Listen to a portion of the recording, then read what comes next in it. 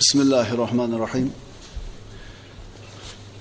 إن الحمد لله نحمده ونستعينه ونستغفره ونعوذ بالله من شرور أنفسنا ومن سيئات أعمالنا من يهده الله فلا مضل له ومن يضلله فلا هادي له ونشهد أن لا إله إلا الله وحده لا شريك له ونشهد أن محمدا عبده ورسوله أما بعد السلام عليكم ورحمة الله تعالى وبركاته بسم الله الرحمن الرحيم Sirojiddin o'shining Badul Amali asarlarini o'qitgan edik. 23-bayt. Bu bayt payg'ambarlarga va farishtalarga iymon keltirishlik bayoni edi. Va fardun lazimun tasdiqu ruslin va amlaki kiromin bin nawali. Mazmuni rasullarni va in'omlar bilan ulug'langan farishtalarni tasdiqlash lozim farzdir. Nazmiy bayoni farzu lozim erur tasdiqlash rasullarni ham in'omlarla sharaflangan malaklarni. Demak, payg'ambarlarga iymon keltirishimiz lozim lobud. Xuddi shunga o'xshagandek, farishtalarga iymon keltirishimiz ham lozim lobud. Iymonning 7 ta sharti sanalganda ana shu ikkalasi bor. Amantu billahi va malaikatihi va kutubihi va rusulihi. Demak, payg'ambarlar va rasullarga iymon keltirishlik lozim va lobud bo'ladi. O'tgan darsimizda payg'ambarlarga iymon keltirishi haqida dars qildik. Bugun ikkinchi qismi. Bugungi mavzuimiz farishtalarga iymon keltirishlik tushunchasi. Farishtalarda borligi iymon keltirdim degan so'zni ma'nosi qanday bo'ladi? Farishtalar qancha? Ularning sifatlari, ular ham yeydimi, ichadimi, ular ham uxlaydimi, ular ham charchaydimi? Farishtalar nima ishlar qiladi? Mana shular haqida inshaalloh batafsil to'xtalib o'tishga harakat qilamiz. O'shi rahmatullohi alayh o'zining so'zlarining davomida ham in'omlarla sharaflangan malaklarni deb farishtalarga iymon keltirishlik lozimligini ta'kidladi. Farishtalar Alloh azza va jallaga isyon qilmaydigan, nurdan yaralgan Alloh taoloning mahluqotlari. İnsanlar nafas olishdan charchamaganlaridek, farishtalar ham Alloh taologa toat ibodat qilishidan charchashmaydi. Ularning orasida erkaklik va ayollik degan sifatlar yo'q. Ular yemaydi, ichmaydi, uxlamaydi, gunoh qilmaydi va turli shakllarga kirishlik salohiyatiga ega. Ular mana shu imtiyozlardan tashqari ko'plab fazilatlar bilan hurmatlangan hurmatli zotlar bo'ladi. Demak, farishtalarning borligiga iymon keltirishimiz siz bilan bizdan qat'iy talab qilingan amal. Ana shu iymonning 7 ta shartidan 6 tasiga ishonib turib, bittasiga ishonmasangiz, iymonsiz bo'lasiz. Men hammasiga ishonaman, farishtalarni ko'rmaganman. Kim ko'ribdi desa, bu odam kofir bo'ladi. Shubhasiz ishonishligimiz kerak bo'ladi. Chunki Qur'oni Karimda ham, birodarlar, Qur'oni Karimda ham, hadis sharhlarida ham payg'ambarlarga iymon keltirish haqida juda ham ko'plab xabarlar kelgan. Astagfirullah. Amanar rasulu bima unzila ilayhi min robbihi val mu'minun kullun amana billahi va malaikatihi va kutubihi va rusulihi. Baqara surasi. Payg'ambar Muhammad alayhisalom o'ziga Parvardigoridan nozil qilingan narsaga, oyatlarga iymon keltirdi. Va mu'minlar ham ularning har biri Allohga, farishtalariga, kitoblariga, payg'ambarlariga hammasiga iymon keltirdi. Mana oyat bilan sabit bo'lyapti, farishtalarga iymon keltirishlik farzligi.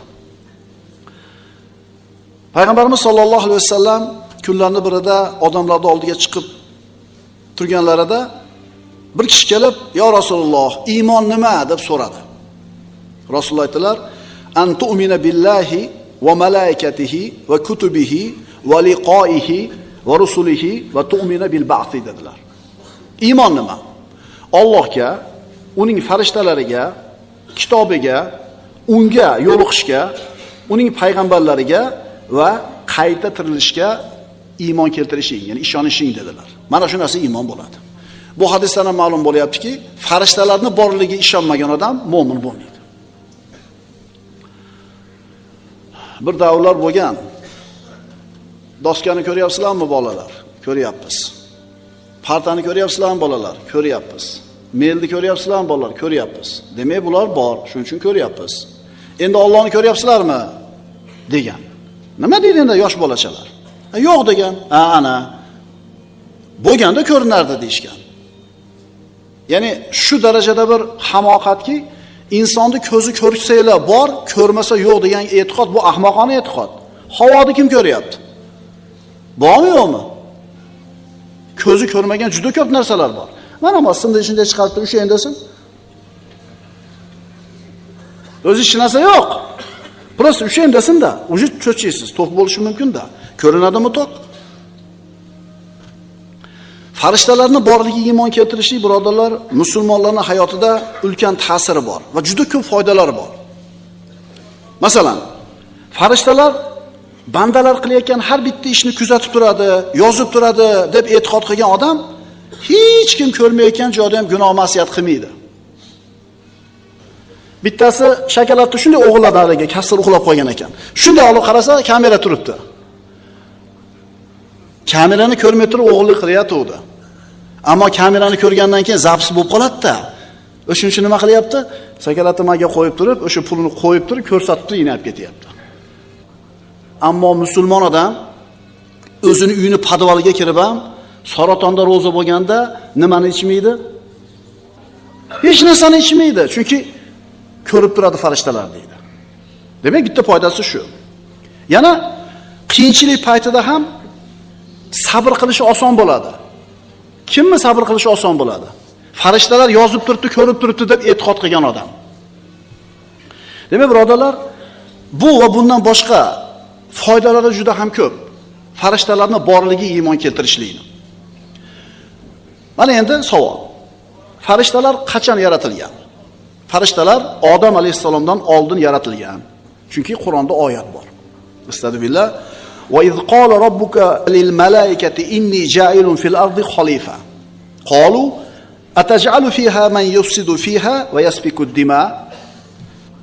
Eslang, vaqtiki Parvardigoringiz farishtalarga men yer yuzida xalifa qilmoqchiman dedi.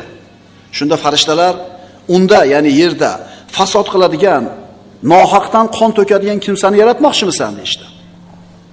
Ya'ni farishtalar hali Odam alayhisalom yaralmasdan turib borligiga mana shu oyat nima bo'ladi? Dalil bo'ladi. Endi insonlar yer yuziga kelganda buzg'unchilik qilishligini farishtalar qayoqdan bilishdi? Hali yaralmadi-yu. Hali qarangda, odamni ham demadi Alloh taolo, yer yuziga xalifa yaratmoqchiman dedi. O'rinbosar dedi. Ammo malaikalar darrov aytishdi. Gunoh qiladigan, urush qiladigan, nohaq qon to'kadiganlarni yaratasanmi? Qayoqdan bilishdi? Ulamolar bir qancha javobni berishadi bunga. Alloh taolo bildirgan, Lavhul Mahfuzni o'qishgan. Farishtalar faqatgina o'zlarining ma'sum, begunoh bo'lishganligini bilishgan va oxirgisi saqolayn, ya'ni insonlar bilan jinni taqqoslagan. Bu yer yuzida Odam alayhisalomdan avval jinlar yashagan. Mana shu nohaq qonlarni ko'p to'kkan, ko'p buzuqchilik qilgan, Alloh taolo ularni yo'q qilgan. Mana endi ularni o'rniga yaratadi. Odam alayhisalomni xalifa qilib. Farishtalar bu narsani ana shu jinlarga taqqoslab turib, bular ham o'shuna qiladi-da degan ma'noda Alloh taologa mana shunday savolni berishgan. Farishtalarni asl qiyofasida ko'rish mumkinmi?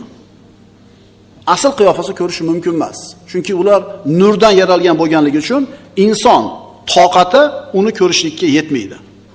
Shuning uchun asl qiyofasidan boshqa bir qiyofaga o'tsa, masalan, inson ko'rinishiga kiradigan bo'lsa, shunda ko'rishi mumkin. Mana Payg'ambar sollallohu alayhi vasallam sahobalar bilan o'tirganlarida Jabroil alayhissalom notanish bir kishi suratda kelganligi yoki Banu Qurayzaga payg'ambarimiz qo'shin yuborishidan avval Jabroil alayhissalom Dihyatal Kalbi ismli sahobani ko'rinishda kelganligi. Shular misol bo'lishi mumkin. Lekin payg'ambarimiz sollallohu alayhi vasallam Jabroil alayhissalomni o'zining asl suratida 2 marta ko'rganlar. Va laqad ra'ahu nazlatan ukhra 'inda sidratil muntaha. Birinchisi ana shu payg'ambar bo'lganida Hirodan tushib kelayotganlarida payg'ambarimiz sollallohu alayhi vasallam qo'rqib, "Ey Muhammad" degan ovozni eshitdim dedilar. Boshimni ko'tarib qarasam, Jibril osmon bilan yer o'rtasidagi muallaq arshida o'tirar edi. 600 ta qanoti bor edi deydi. Boshimni qaysi tomonga burmay Jabroilni ko'rardim deydi. Ya'ni bu Jabroil alayhissalomning qanchalar katta farishta ekanligini dalili. Biz aytgan oyatda aytildi, tahqiq Muhammad alayhissalom uni Jabroil alayhissalomni ikkinchi marta Sidratul Muntahoda ko'rdi. 2 martagina ko'rgan payg'ambarimiz sollallohu alayhi vasallam. Endi siz bilan biz farishtalarni ko'rishimiz mumkin emas. Farishtalarning adadi qancha? Astagfirullah, va ma ya'lamu junuda robbika illa hu va ma hiya illa zikro lil bashar.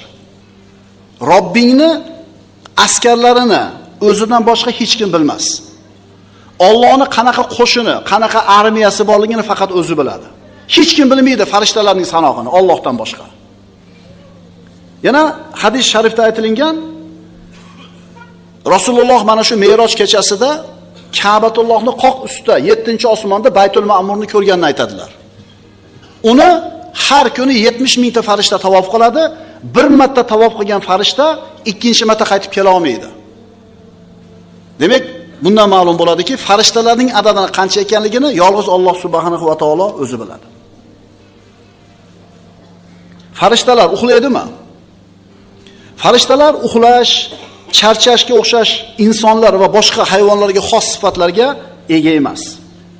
Ular charchamaydi. Ular yemaydi. Ular uxlamaydi. Ular chanqamaydi. Ularda erkak ayollik yo'q. Astagfirullah, yusabbihuna al-layla wan-nahara la yafturun. Alloh taolo Qur'onda aytayapti, ular kecha va kunduz tasbih aytarlar, charchamaslar. Nafas olib charchaganmisizlar? Yo'q, mumkin emas nafas olib charchash. Chunki nafas olib charchab, jinni dam olib oladi desa ketib qolasiz. Farishtalar charchamaydi. Doimiy suratda ibodatdan mashg'ul bo'lishadi. Bularda charchashi degan narsa bo'lmaydi. Farishtalarning surati. Farishtalar go'zal suratda bo'lishadimi? Farishtalar nihoyatda go'zal suratda bo'ladi. Astagfirullah, allamahu shadidul quwa zu mirratin fastawa. Payg'ambar sollallohu alayhi vasallamga shiddatli quvvat egasi ta'lim berdi. Jabroil alayhissalom vahiyni olib berdi. Mirrat egasi ko'tarildi. Abdulloh ibn Abbos mana shu mirrat so'zini go'zal ko'rinish egasi deb tafsir qilgan. Farishtalarning hammasi chiroyli bo'ladi, birodarlar. Azob farishtalardan tashqari. Endi farishtalarning turlari. Farishtalar ikkiga bo'linadi. Birinchisi, bashariyatga taalluqli bo'lgan bironta xizmatga mas'ul bo'lmagan, faqatgina ibodat bilan mashg'ul bo'ladigan farishtalar. Bu turdagi farishtalar muqarrab farishtalar deyiladi. Ya'ni Alloh taologa yaqin bo'lgan farishtalar.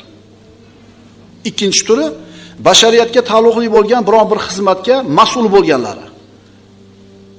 Bu turdagi farishtalarni qanday vazifalarga tayin qilganligi hadislarda aytilgan. Mana endi farishtalarning vazifalari, turlarini ko'rib chiqamiz.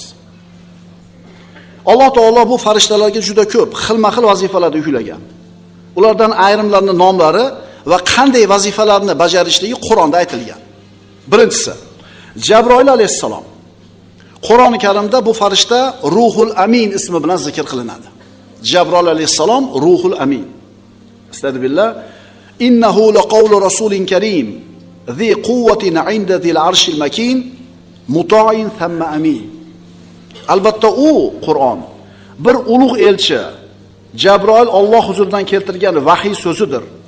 Jabroil quvvatli, arshning sohibi, Alloh nazdida martabali, u joyda farishtalar tomonidan itoat etiluvchi va ishonchli zotdir. Jabroil alayhissalom farishtalarning raisi hisoblanadi. Jabroil alayhissalomga yuklatilgan vazifa hamma payg'ambarlarga u farishta vahiy olib kelgan. Astagfirullah, va innahu tanzilu robbil alamin, nazala bihi ruhul amin ala qalbika litakuna minal munzirin. Albatta bu Qur'on olamlar Parvardigorining nozil qilgan kitobidir. Uni Ruhul Amin olib kelib, ogohlantiruvchi payg'ambarlardan bo'lishingiz uchun qalbingizga tushirdi. Birinchisi Jabroil alayhissalom, u zotning vazifasi nima ekan? Vahiy olib tushishlik. Ikkinchisi, Mikoil alayhissalom. Bu ulug' farishta Qur'oni Karimda ismi alohida zikr qilingan. Yana Jabroil alayhissalom ismi aytilgandan keyin orqasidan aytildi. Astagfirullah, man kana aduwwan lillahi va malaikatihi va rusulihi va Jibril va Mikala fa innalloha aduwwun lil kafirin. Mana Mikala deb turib, Mikal alayhisalomning ismi alohida aytiladi. Kim Allohga, uning farishtalariga, payg'ambarlariga, Jabroil va Mikoilga dushman bo'lsa, Alloh ham u kofirlarga dushmandir. Ikkita farishtani aytdik. Jabroil alayhisalom, Mikoil alayhisalom. Uchinchisi Isrofil alayhisalom. Qiyomat kunini vaqti soati bo'lganida mana shu farishta u kishiga berilgan surga dam uradi. Surga puflaydi. Mana shu farishtaning, bu ulug' farishtaning vazifasi qiyomat soatini boshlanganini e'lon qilish, qiyomatni boshlash. Astagfirullah. Va nufixa fis-suri fasa'iqa man fis-samawati va man fil-ardi illa man sha'alloh. Thumma nufixa fihi ukhra fa idahum qiyamun yanzurun. Sur chalinishi bilan osmonlar va yerdagi bor jonzot o'ladi-da, illo Alloh xohlagan zotlargina tirik qolurlar. So'ngra u yana bir bor chalinganida nogoh ular butun xaloyiq turib Allohning amriga qarab turgaylar. Surni choladi, hamma o'ladi. Alloh xohlaganlardan tashqari. So'ngra Alloh taolo Isrofil alayhisalomni o'zini tiltiradi, ikkinchi marta surga chalishlikka buyuradi, butun xaloyiq tiriladi. Jabroil alayhisalom, Mikoil alayhisalom hamda Isrofil alayhisalom. Mikoil alayhisalom, birodarlar, Alloh taolo tomonidan u farishtaga yuklatilgan vazifa yomg'ir va nabototlarga vakil qilingan. Bandalarning rizqlarini ulashlik ham mana shu Mikoil alayhisalomning vazifasi deyiladi. To'rtinchisi Malakul Maut.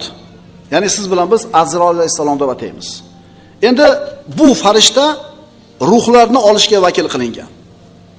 Bu farishtani Azroil deb nomlanishligi haqida ulamolar o'rtasida ixtiloflar bor. Chunki ba'zilar Qur'onda ham sunnatda ham Azroil degan ism kelmagan. Shuning uchun bu farishtani Malakul Maut, o'lim farishtasi deyishlik to'g'ri bo'ladi deyshadi. Aysar Tafassir tafsirida esa o'lim farishtasining ismi Qur'onda kelmagan, ammo ahli sunna uning ismi Abdulloh ma'nosini ifodalovchi Azroil ekanini e'tirof etadi deyilgan.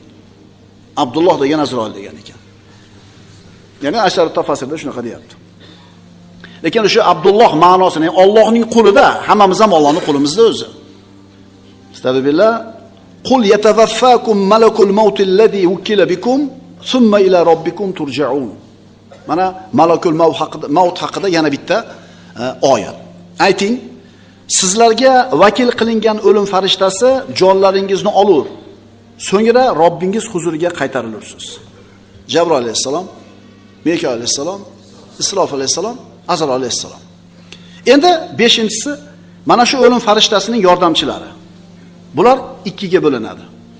Rahmat farishtalari, azob farishtalari.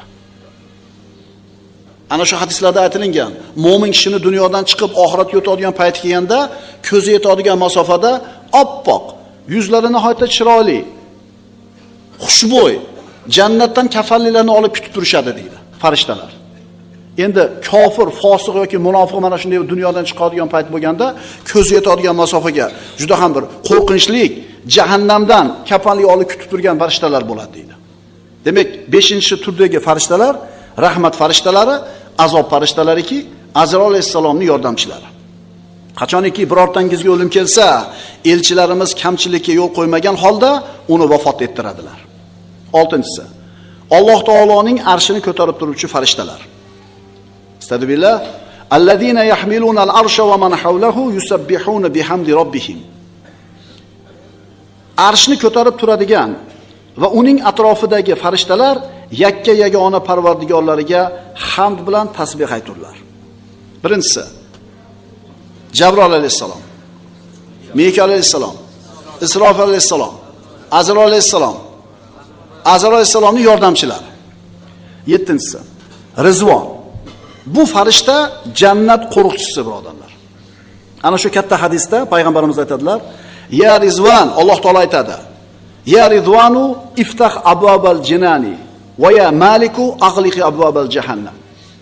Ana shu Ramazon oyi kelgan paytda Alloh taolo xitob qiladi: "Ey Rizvon, jannat eshiklarini ochgin. Ey Molik", bu keyingi farishtaning ismi, "do'zax eshiklarini Muhammad alayhisalomning ummatdan bo'lgan ro'zadorlar uchun yopgin." 8-inchisi jannat xizmatchilari. Bu farishtalar jannatga kirganlarga xizmat qilish uchun tayin qilingan. Jannatiylar xizmatiga tayyor bo'lib turadigan farishtalarning adadini Alloh taolodan boshqa hech kim bilmaydi. Haligi yoshligida balog'at yetmasdan o'lib ketgan farzandlari borlarga aytiladiki, bolangiz jannatda xizmatingizni qiladi deydi. Bu noto'g'ri. Balog'at yetmasdan o'tib ketgan bolangiz jannatda xizmat qilmaydi. Chunki jannatda xizmat qiladigan farishtalar bor. Va abadiy g'ilmonlar bor. Yosh bolalarki, abadiy ular hech qachon katta bo'lmaydi. Jannatda xizmat qiladigan xos Allohning mahluqlari bor. Astagfirullah. Jannatu adni yadkhulunaha va man salaha min abaihim va azwajihim va zurriyatihim wal malaikatu yadkhuluna alayhim min kulli bab. Salamun alaykum bima sabartum fa ni'ma uqbaddar. So'ngra ularning huzurlariga har bir eshikdan farishtalar kirib derlar. Alloh yo'lida turli mashaqqatlarga sabr qilib o'tganlaringiz sababli endi bu yerda sizlarga tinchlik bo'lgay. Dunyo oqibati jannat naqadar yaxshidir. 9-inchisi zaboniyalar. Endi jahannam qo'riqchilari. Astagfirullah. La tubqi va la tadar lawahatun lil bashar alayha 19. Muddassir surasida Alloh taolo aytadi, u biron kofirni qoldirmas, qo'ymas, balki kuydirib halok qilur. U 500 yillik masofadan insonlarga yaqqol ko'rinib turguchidir. Uning ustida 19 farishta qo'riqchilik egalik qilur. 19 ta farishta jahannamning qo'riqchilari, jahannamda bandalarga azob beradigan farishtalar. Zaboniyalarning, mana shu jahannam farishtalarining boshlig'i Molik deb ataladi. Do'zaxga tushganlarni mana shu azobga chidamasdan ana shu farishtaga nido qilganligi haqida Qur'onda xabar keladi. Do'zaxga tushdi, azob qattiq bo'lib ketdi. Shunda do'zaxdagilar ana shu Molikka, farishta Molikka xitob qiladi. Astagfirullah. Wa nadaw ya maliku liyaqdi alayna robbuk qala innakum makithun. Ular do'zaxiylar. Ey Molik, Parvardigoring bizga o'z hukmini qilsin, ya'ni o'ldirsin, jonimizni olsin deb nido qilganlarida u farishta sizlar shu azobda mangu qoluvchisiz deydi. Ya'ni o'lib qutulaylik, o'ldirsin bizni deb so'raganida Molik shunday javob beradi. 10-inchisi hurmatli yozib turuvchi farishtalar. Va inna alaykum la hafizin kiroman katibin ya'lamuna ma taf'alun. Holbuki sizlarning ustingizda yodlab turuvchi farishtalar bor, yozuvchi ulug' zotlar, ular siz qilayotgan ishlarni bilurlar. Har bitta axloq shu o'zida bo'lgan, balog'atga yetgan kishini yelkasidagi farishtalar balog'atga yetgan kunidan boshlab uni daftarini ochadi. O'ng tomondagi farishta savob amallarni yozsa, chap tomondagi farishta gunoh amallarni yozadi. Ularning siyohi tugab qolmaydi, daftari to'lib qolmaydi, ular uxlamaydi, ular chalg'imaydi.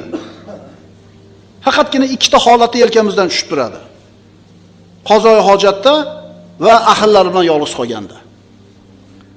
11-inchisi saqlovchi farishtalar. Bu farishtalar insonni jin, shayton va turli ofatlardan saqlash ishiga tayin qilinishgan. Insonni hifz himoya qilib turadigan bu farishtalar haqida Alloh taolo shunday deydi. Astagfirullah.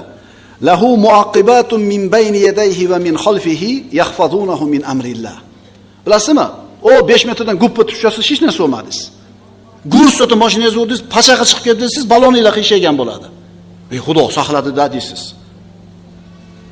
Uning, ya'ni insonning oldida ham, ortida ham ta'qib etuvchi farishtalar bo'lib, ular Allohning amri bilan uni muhofaza qilib tururlar.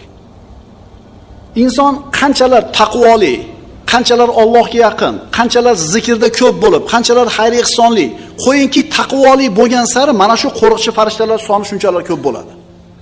Va mana shu hadislarda aytilishicha, xabarlarda kelishicha, siz bilan bizni qo'riqlab turgan farishtalarning peresmeni 2 mahal bo'ladi. Asrdan keyin va bomdoddan avval. Akalar, bu aqidamizda bor narsa. Qanchalar taqvoli bo'lasiz, qanchalar xayr ihsonli bo'lasiz, qanchalik zokir bo'lasiz, Allohni ko'p zikr qiladigan. Taqvoli bo'lganingiz sari farishtalarning soni shunchalar nima bo'ladi? Ko'p bo'ladi. 12-inchisi bachadonga tayin qilingan farishta. Bu farishta onaning qorniga nutfa bora o'rnagandan keyin 121 kunga to'lgandan keyin 4 ta narsani taqdiriga yozishga buyurilgan. Rizqini, ajalini, amalini, baxtli va baxtsiz ekanligini. 13-si tog' farishtalari. Bu farishtalarni Alloh taolo tog'larning ishiga tayin qilgan. Mana payg'ambarimiz sollallohu alayhi vasallamni Toif ahli toshbo'ron qilib, xor qilib chiqarganida Jabroil alayhissalom bilan tog' farishtalar kelganligi va ular payg'ambarimizni buyrug'ini kutib turganligi, agar xohlasa mana shu shahar ahlini ikkita tog'ning o'rtasiga olib qorishtirib tashashligini aytgan. Sahih rivoyatlar bor. Lekin payg'ambarimiz sollallohu alayhi vasallam ularni duo ibodat qilmasdan, agar bulardan iymonli odamlar chiqmasa, ularning zurriyotlaridan chiqishligini umid qilib, haqlarga duo qilgan. 14-si kezib yuradigan farishtalar. Bu farishtalar yer yuzida aylanib yurishga buyurilgan. Payg'ambar sollallohu alayhi vasallam aytadilar, Abdulloh ibn Mas'uddan, Alloh azza va jallaning yerda kezib yuradigan farishtalari bor. Ular menga ummatimdan salom yetkazadilar. 15-si duo farishtalari. Bu farishtalar do'sti birodarlarning haqqiga maxfiy holatda duo qilayotgan odamlarni duolariga tayin qilingan. Ana shu duo qilayotgan odamga birodaringga so'ragan narsa senga ham bo'lsin, amin deb turadi. Shuning uchun sizni haqqingizga g'aybi zohirdan qilayotgan paytda duoingizni ijobat bo'lishini umid qilavering. Chunki farishta amin deb turadi, lekin misladalik. Senga ham shuncha narsa bo'lsin deb turadi. Shuning uchun g'aybi zohirdan duo qilaylik bir-birimizga. Ma'qulmi? 16-si bandalarning ruhlarini yuqoriga olib chiqadigan farishtalar. Bu farishtalarga vafot etgan bandalarning ruhlarini yuqoriga olib chiqishlik vazifasi berilgan. Rasululloh aytadilar, qachon mo'minning ruhi chiqsa, uni ikki farishta qabul qilib olib, yuqoriga olib chiqadi. Va katta hadis, fosiq odamni ruhi ajragan paytda uni ham ko'tarib olib chiqadi, lekin birinchi osmondan qaytariladi. Demak, 16-chi biz siz o'qiyotgan farishtalar insonlar vafot etganda ruhini yuqoriga olib chiqadigan farishtalar. 17-si Munkar va Nakir. Bu farishtalarning nomi notanish ma'nosini bildiradi. Bu ikkalasi mayitga notanish bo'ladi. Mayit ulardek ko'rinishini oldindan ko'rmagan bo'ladi. Bu ikkala farishta qabrga qo'yilgan paytda bandani so'roq savol qiladi. Munkar va Nakir. Farishtalar vafot etadimi?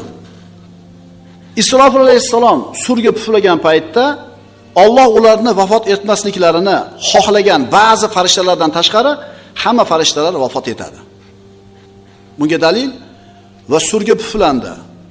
Osmonlar u yerda kim bo'lsa qulab o'ldi. Magar Alloh xohlaganlargina qoldi. So'ngra unga yana bir bor puflandi, bas to'satdan ular turib intizor bo'ldilar. Demak, Alloh xohlaganlargina tirik qoladi deganda Imom Maturidi aytadiki, Jabroil, Mikoil, Isrofil va Malakul Mautlardir. Vallohu alam deb tafsir qilgan. Imom Bayhaqiy Anas roziyallohu anhudan rivoyat qilgan hadisda mazkur farishtalarning hammasi birma-bir vafot etishining xabari berilgan. Demak, birodarlar, farishtalarga bo'lgan iymon siz bilan bizning aqidamiz. Ularni boriga iymon keltirmagan odam iymonli bo'lmaydi. Va doim yodimizda tursin, ustimizda turgan mana shu farishtalar kiroman katibin deysizmi, kuzatib yuruvchi deysizmi, doimiy suratda siz bilan bizni qilayotgan amallarimizni kuzatib turadi va nomayi amallarimizga yozib turadi. Aqulu qawli hada va astagfirulloh li va lakum. Innalloha va malaikatahu yusalluna